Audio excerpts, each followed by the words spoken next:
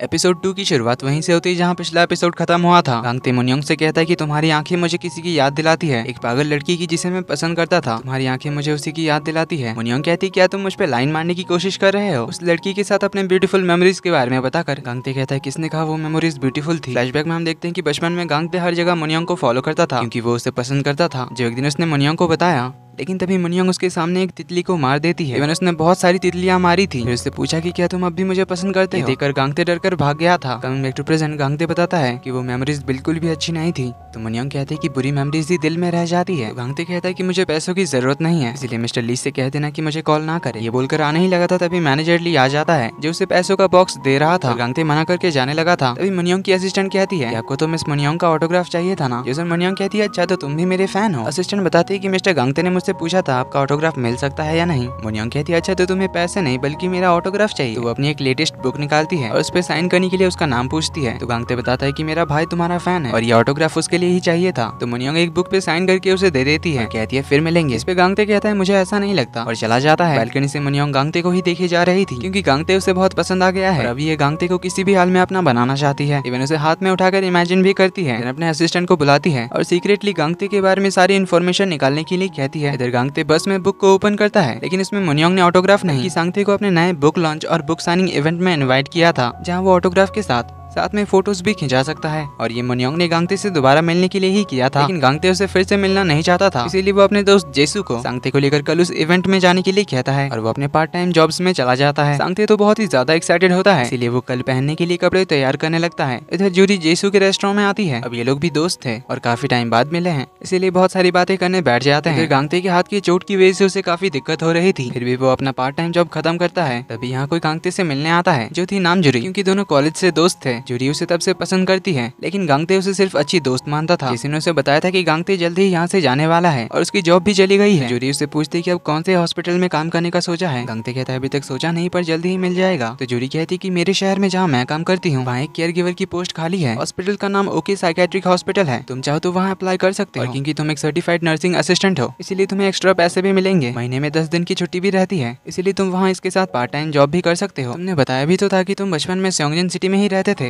अब सेओंगजिन सिटी का नाम सुनकर गांगते चुप हो जाता है। तो एक फ्लैशबैक से हमें पता चलता है कि सेओंगजिन सिटी में ही गांगते की मॉम का खून हुआ था, जिनका खून होते हुए गांगते ने देखा था। पर क्योंकि बचपन से ही वो मेंटली अनस्टेबल था, इसीलिए वो पुलिस के सामने भी यही कह रहा था कि एक तितली ने मेरी मॉम को मारा है और उसने मुझे धमकी दी है कि अगर मैंने उसके बारे में किसी को भी बताया तो वो तितली मुझे ढूंढकर मार देगी। इसीलिए वो तब से ही तितलियों से डरता है। क्योंकि इनकी फैमिली में और कोई नहीं था, इसीलिए पुलिस वाले गांगते को चिल्ड्रंस केयर सेंटर भेजने वाले थे और गांगते को स्पेशल बच्चों के स्कूल भेजने वाले थे। जो बात गांगते ने सुन लिया था, इसीलिए वो अपने भाई को लेकर ये शहर छोड़कर चला गया, क्योंकि उसकी मॉम ने गांगते से प्रॉमिस लिया था वो हमेशा अपने भाई के साथ रहेगा और उसका ख्याल रखेगा। कमिंग बैक टू प्रेजेंट, गांगते जूरी को बस स्टॉप छोड़ने आता है जहाँ जूरी उसे बताती है कि मेरे घर का एक रूम खाली है, मैं और मेरी मॉम ग्राउंड फ्लोर यूज करते हैं, तो अगर तुम सेओंगजिन सिटी आने का डिसाइड करो तो तुम मेरे घर में ही रह सकते हो। लेकिन गांगते वापस से उस जगह नहीं जाना चाहता था, इसीलिए उसे थैंक यू कहकर मना कर देता है। इससे जूरी थोड़ी सैड होती है। तो गांगते रात को बैठकर साइकेट्रिक हॉस्पिटल्स के बारे में सर्च करने लगता है, जिसके साथ ही वो ओके साइकेट्रिक हॉस्पिटल के बारे में भी पता करता है, जहाँ के डायरेक्टर मिस्टर ओ कोरिया के नंबर 1 PTSD एक्सपर्ट है, जिन्होंने कई ट्रॉमा से गुजर रहे पेशेंट्स को ठीक किया है। इसीलिए गांगते अपने भाई के बारे में सोचता है कि अभी भी उसे इनकी मॉम के मौत का ट्रॉमा था। तो अगले दिन गांगते रेडी हो जाता है। गांगते सुबह से जेसू को कॉल करने की कोशिश कर रहा था, लेकिन जेसू तो टल्ली होकर सोया पड़ा था, इसीलिए गांगते को ही अपने भाई को लेकर मुनियोंग के इवेंट में जाना पड़ता है। गांगते तो बहुत ही ज्यादा खुश लगता है। गांगते उसे देखकर हैप्पी होता है, लेकिन बुक साइनिंग में बहुत ही लंबी लाइन थी। इधर मुनियोंग की नजर भी गांगते को ही ढूंढ रही थी, तभी वो गांगते को देख लेती है, जिससे वो तो काफी खुश होती है। पर गांगते उसके सामने नहीं जाना चाहता था, इसलिए अपने भाई को लाइन में खड़े रहने के लिए कहता है और वो उससे थोड़ी दूर में खड़ा हो जाता है। इधर जेसू को जब होश आता है तब वो गांगते को कॉल बैक करता है। गांगते उससे बात करने के लिए थोड़ी देर के लिए बाहर जाता है, तभी गांगते अपने सामने एक बच्चे को डायनासोर के कॉस्ट्यूम में देखता है, जिसे वो सच का डायनासोर इमेजिन करने लगता है और उसके पास जाने लगता है, क्योंकि उसे डायनासोर बहुत पसंद थे। उसका दिमाग भी बच्चों के जैसा ही था, इसीलिए वो डायनासोर के साथ खेलने के लिए आगे जाने लगता है। तो वहाँ जाने के बाद वो इस डायनासोर के बारे में बताने लगता है। बच्चे के पेरेंट्स को ये बहुत अजीब लगता है। गांगते उस डायनासोर के ब्रेन, हाथ पैर सब कुछ के बारे में बताने लगता है और उसके सर और पूंछ को टच करने लगता है, जिससे बच्चे का डैड तो उसे धक्का मार के गिरा देता है। तो गांगते उठकर अपने पास जो डायनासोर का टॉय था उसके बारे में बताने लगता लगता है और फिर से उस बच्चे की तरफ आने लगता है। बच्चे का डैड उसके बाल पकड़ के खींचता है, इससे सांगते तो चिल्लाने लग जाता है और अपना सर पीटने लगता है क्योंकि उसके बाल टच करने से ही उसका एक ट्रॉमा ट्रिगर हो जाता है। गांगते आवाज सुनकर भागकर अंदर आता है और सांगते को अपनी जैकेट से कवर करता है। बच्चे का डैड तो सांगते के बारे में उल्टा सीधा बोले जा रहा था। इधर मुनियोंग भी उन्हें देख रही थी और सोचने लगती है कि मुझे इनकी हेल्प करनी चाहिए या नहीं। गांगते उस आदमी से बात करने उठाई था, तभी मुनियोंग एंट्री मारती है और उस आदमी को माफी मांगने के लिए कहती है। वो आदमी कहता है मैं क्यों इनसे माफी मांगू। मुनियोंग कहती है मुझसे माफी मांगो क्योंकि तुम्हारी वजह से मेरा इवेंट खराब हुआ। वो आदमी तो सांगते को गाली देते हुए उसे ब्लेम करने लगता है। जो सुन मुनियोंग तो उसके भी बाल पकड़ के खींचने लगती है। कहती है कि ऐसे बाल खींचोगे तो कौन नहीं चिल्लाएगा। तो उसकी वाइफ उसे छुड़ाकर कहती है कि ये पागल हमारे बच्चे को परेशान कर रहा था। मुनियोंग कहती है क्या तुम कोई साइकियाट्रिस्ट हो जो किसी को भी पागल कह सकती हो। तो मुनियोंग भी उसे पागल साली कह देती है। जो सुन सब लोग शॉक्ड हो जाते हैं। सब लोग मुनियोंग के बारे में गॉसिप करने लग जाते हैं। इवन बहुत लोगों ने इसका वीडियो रिकॉर्ड भी कर लिया था, पर मुनियोंग की नजरें तो सिर्फ गांगते पे ही थी। तो इसके बाद सांगते अपने आप को एक रूम में बंद कर लेता है। गांगते बाहर बैठकर उसका वेट कर रहा था। मुनियोंग भी उसके साथ ही बैठी हुई थी। उसे कहती है कि अपने भाई को देखने जाओ। गांगते कहता है कि वो बाहर नहीं आएगा जब तक वो शांत नहीं होता। इसमें 1 घंटा भी लग सकता है और 1 दिन भी लग सकता है। मुनियोंग कहती है फिर क्या मैं 1 दिन यहीं बैठी रहूं। ये बोलकर वो सांगते की रूम की ओर जाने लगती है। गांगते उसका हाथ पकड़ के उसे रोकता है और कहता है तुम जाकर अपने इवेंट को संभालो। तो मुनियोंग उसके करीब आकर उसे देखने लगती है और उसे थोड़ा टीज करने लगती है। अभी यहाँ एक क्रिटिक आता है जो मुनियोंग से कहता है कि तुमने फिर से प्रॉब्लम खड़ी कर दी, पर इसे संभालने के लिए मिस्टर ली को तो बहुत परेशानी होगी।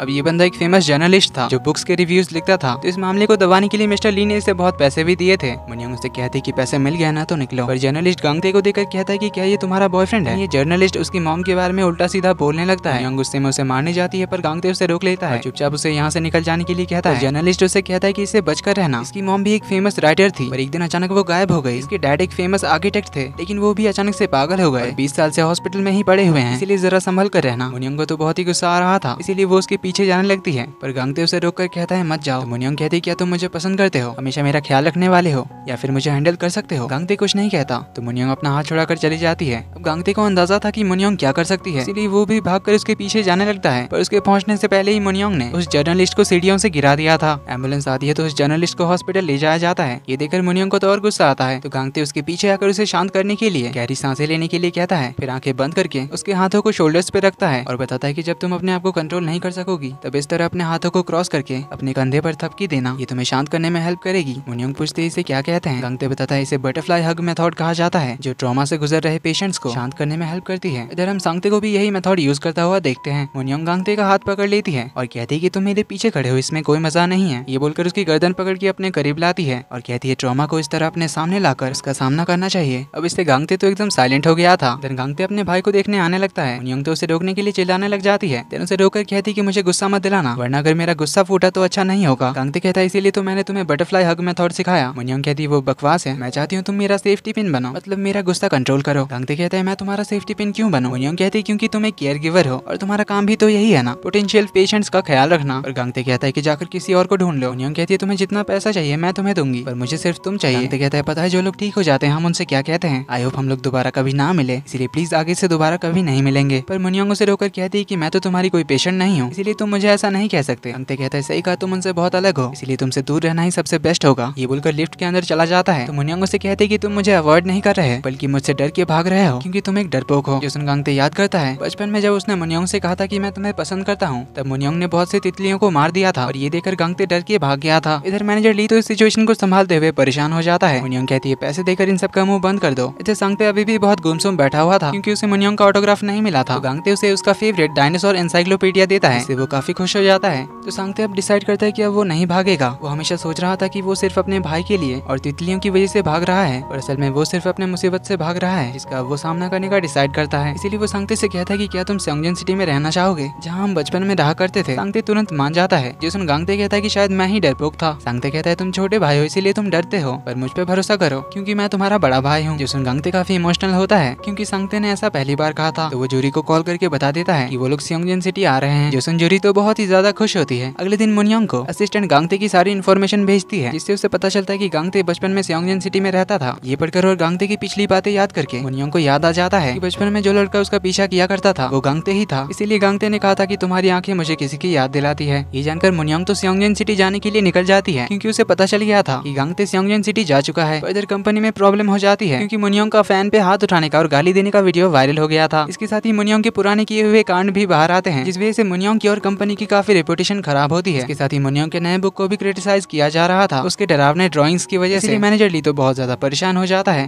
और अभी तो उसे मुनियोंग का कोई पता भी नहीं चल रहा था, इसलिए उसका और दिमाग खराब हो रहा था। तो असिस्टेंट मैनेजर ली को बता देती है कि उसने मुनियोंग को गांगते की इन्फॉर्मेशन दी है, इसमें सियोंगजिन सिटी का नाम पढ़कर मैनेजर ली समझ जाता है कि मुनियोंग कहाँ जा रही है। इधर गांगते ने ओके साइकेट्रिक हॉस्पिटल ज्वाइन कर लिया था, जहाँ वो जूरी के साथ मुनियोंग के डैड को वॉक पे ले जाता है। तभी बारिश शुरू हो जाती तो वो सभी लोगों को लेकर अंदर चला जाता है। तब तक यहाँ मुनियोंग पहुंच जाती है और हॉस्पिटल के अंदर चली आती है। सांगते फोन पे बात कर रहा था, तभी वो सामने से मुनियोंग को आता हुआ देखता है और उसे देखकर शॉक्ड होता है। मुनियोंग उसके पास आती है तो उससे पूछता है कि तुम यहाँ क्यों आई हो। मुनियोंग कहती है क्योंकि मैंने तुम्हें मिस किया। इसी के साथ एपिसोड 2 का एंड यहीं पर होता है। तो वीडियो पसंद आई तो लाइक एंड कमेंट करके बताना और चैनल पे पहली बार आए तो do subscribe and hit the bell icon. जल्दी मिलते हैं अगले एपिसोड में, तब तक के लिए take care and bye bye.